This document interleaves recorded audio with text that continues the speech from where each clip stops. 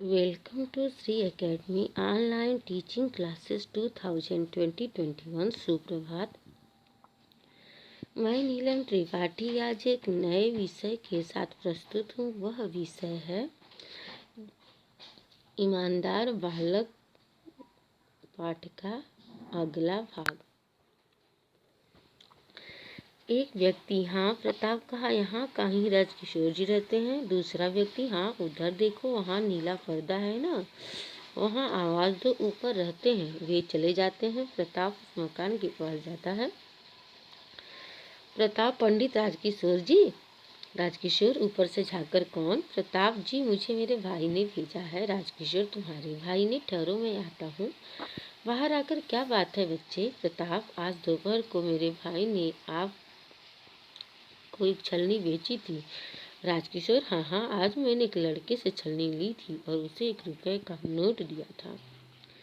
प्रताप, वह नोट भुनाने गया था, मगर जब भुनाकर लौट रहा था तो मोटर की चपेट में आ गया। मोटर उसके ऊपर से होकर निकल गई। राजकिशोर अचरज से, क्या मोटर उसके ऊपर से होकर निकल गई?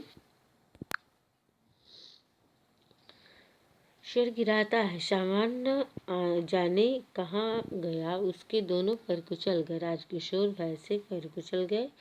प्रताप रुआसा होकर, इसलिए वह आपके पास न आ सका, वह बेहोश हो गया था। बड़ी मुश्किल से उसे घर लाया गया। बहुत देर में जब उसे होश आया तो उसने मुझे आपके पैसे लौटाने को कहा। मैं आपके 14.5 आने लाया हूँ। राजकिशोर खोए खोए, मेरे 14.5 आने लाए हो? प्रताप उनके हाथ पर पैसे रखता है। राजकिशोर, सहसा तुम्हारा भाई कहाँ है अभी? प्रताप, घर। मैं और मेरा भाई दोनों एक अहीर के घर रहते हैं, जिसका नाम भीखू है। राजकिशोर, तुम्हारे माँ बाप क्या? प्रताप, वे मारे गए पिछले साल भागते हुए, उन्हें किसी ने मार डाला। कहते कहते प्रताप रो उठता है। राजकिशोर, क्या उन्हें किसी ने मार डाला? एकदम सचक होकर, बच्चे रो मत, मैं अभी तुम्हारे साथ चलता हूँ, अभी। प्रताप, आप चलेंगे? राजकिशोर, हाँ, घर कहाँ है तुम्हारा? प्रताप, अहीर टोले में। राजकिशोर पुकार कर, अमर सिंह देखो, मैं इसी समय अहीर टोले जा रहा हूँ, तुम डॉक्टर वर्मा को लेकर वहाँ पहुँचो। कहना एक लड़के की टांगे मोटर के नीचे आकर कुचल गई है, जल्दी आना। भीखू अहीर का घर पूछ लेना, मुड़कर आओ बच्चे। प्रताप चकित विस्मित सा उन्हें देखता है, फिर ठगा सा उनके आगे आगे चल पड़ता है। क्षण भर में वह भागने लगता है। पर्दा गिरता है। तीसरा दृश्य।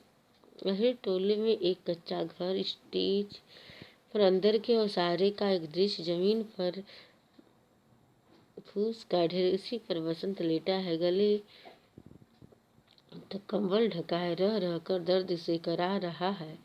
भीखू खास खास कर रोज प्रकट करता है। भीखू, मैं कहता हूँ, तू देखकर क्यों नहीं चलता?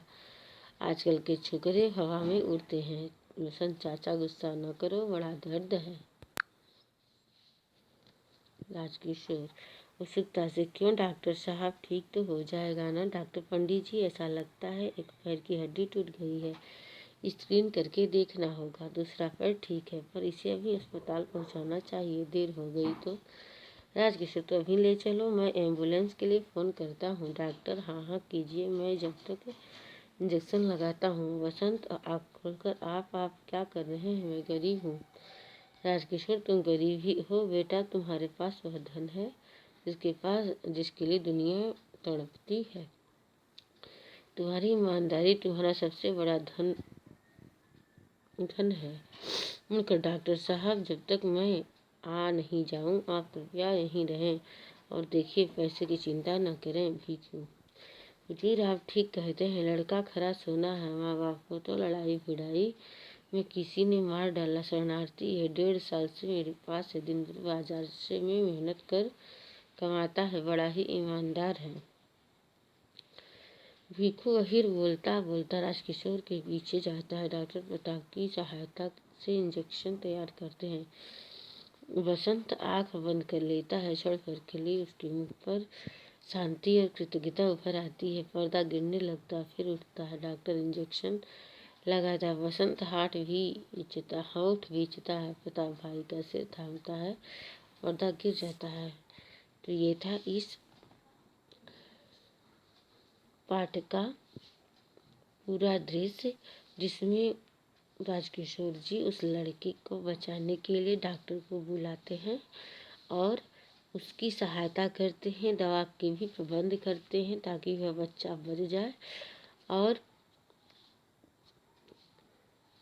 उसकी गरीबी को न देखते हुए बल्कि उस पर अपना रहम दिखाते हैं कि बच्चा है, उसे बच जाना चाहिए।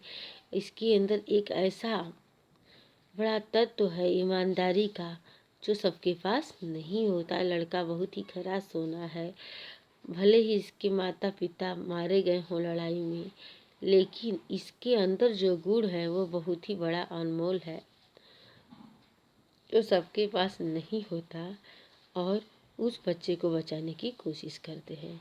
तो बच्चों, हमें इस पाठ से यह सीख मिलती है कि चाहे विपत्ति हो, उसका डटकर सामना करना चाहिए, विपत्ति में घबराना नहीं चाहिए, और अपने अंदर जो अच्छे गुण हैं उसको विपत्ति में भी कायम रखना चाहिए। तो आशा है बच्चों, आप सभी लोग इस पाठ के पूरे सार को समझ गए होंगे। आइए विष्णु प्रभाकर जी के लेखक परिचय को देखते हैं, उनके परिचय को। इनका जन्म 1912 ईस्वी को मुजफ्फरनगर के मिर्जापुर गांव में हुआ। बीए के बाद हिंदी की प्रभाकर परीक्षा पास करने से इनके नाम के साथ प्रभाकर जुड़ गया। दिल्ली में कई संस्थाओं से जुड़े रहे। दिल्ली आकाशवाणी के ड्रामा प्रोड्यूसर था। बाल पत्रिका बाल भारती के संपादक भी रहे। हिंदी की विभिन्न विधाओं में अनेक रचनाएं की। सीमा रेखा पुस्तक, कीट प्रमुख एकांकी है। आवारा मसीहा बहु प्रशंसित रचना है इनकी। तो ये थी इनकी रचनाएं, और ये मुजफ्फरपुर के मीरपुर गांव में पैदा हुए थे। बीए के बाद ये हिंदी में प्रभाकर परीक्षा पास करने की वजह से इनके नाम के आगे प्रभाकर लग गया। तो आशा बच्चों, आप सभी लोग इनके जीवन परिचय को भी समझ गए होंगे। धन्यवाद।